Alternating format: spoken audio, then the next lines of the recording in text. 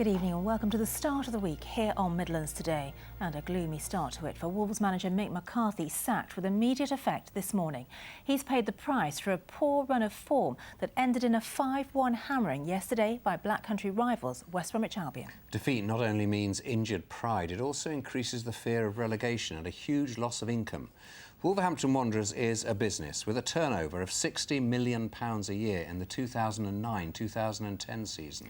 Dropping out of the Premier League would cost the club a minimum of £25 million next year, but the longer-term cost of remaining in the Championship could be at least £35 million and rising. Ian Winter's been following today's developments.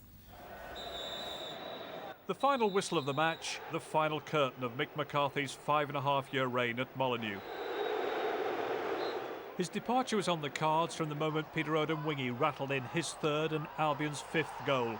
It was the ultimate insult, the arch-enemy scoring a hat-trick to rub salt in the wounds of thousands of furious Wolves fans. I've never ever apologised for a performance, but I would do for that, because I know what it means to everybody. What is the saddest part is I thought we capitulated, which I've never seen. Really poor performance, so apologies all round for that to all our fans.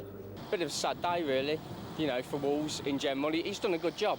He's a good manager for bringing teams up, but he's not a Premiership manager. It's not Mick McCarthy's fault. His hands are tied up, you know. He ain't got enough money to be putting into the team to be performing. When Mick McCarthy arrived to kick-start Wolves' revival in July 2006, he told the fans he didn't have a magic wand. My initials, I think I said it before, it's MM stands for Mick McCarthy, not Merlin Magician. Maybe I shouldn't use that quote again, but I think it needed to be said, because it's you just don't come in and turn it around like that. And yet McCarthy did exactly that. In his first season they reached the playoffs. 2 years later they reached the Premier League and then survived twice. But on Sunday Wolves hit rock bottom. Relegation's now looking a distinct possibility, so today the board decided that one man must carry the can. It wasn't an easy decision by any means. He was understanding and acted and responded the way I would expect him to, in an exemplary manner.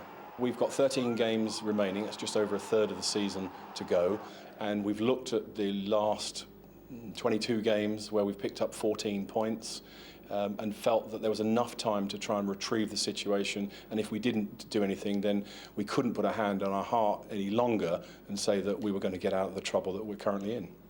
Tonight Mick McCarthy said it's been a privilege to have managed such a great club and I've had the best of times. But now the fans are wondering who's next to park their motor in the manager's space at Molineux. Ian Winter, BBC Midlands Today. Well, Dan Pallett joins us now from Molineux. Mick McCarthy actually received a vote of confidence, didn't he, Dan, a couple of weeks ago from the club's owner? But I suppose there's always a breaking point. Absolutely, Nick. I mean, if you take away that great start they had, as Jez Moxey just mentioned, 22 games, 14 points. That's relegation form in anyone's book. The performances have been getting worse and worse. Steve Morgan stormed into the dressing room after defeat here against Liverpool a couple of weeks ago. And then yesterday the fans were not only calling for Mick McCarthy's head, also the board's head. There was a protest just here after the game, losing 5-1 to the Albion. Really, that was just a defeat too many. Yeah, and what about the timing? Why now? Well, a lot of fans have said that because, of course, the January transfer window has now closed, so any new manager cannot make any changes to the playing squad. But Wolves are out of the FA Cup, so they now have 2 weeks to fight before the next league game away at Newcastle, so it does give them a little bit of breathing space to get things sorted. There's a third of the season left, but they've got to do it quickly because they've got difficult away games at Newcastle and Fulham, and then back here in the next few games they've got Blackburn and Bolton at home. They're both relegation rivals, so they do need to get things sorted out quickly if they are to achieve the stated aim by sacking McCarthy of staying in the Premier League. OK, Dan, speak to you later. Thanks. Thanks for your company. Still ahead here on Midlands Today.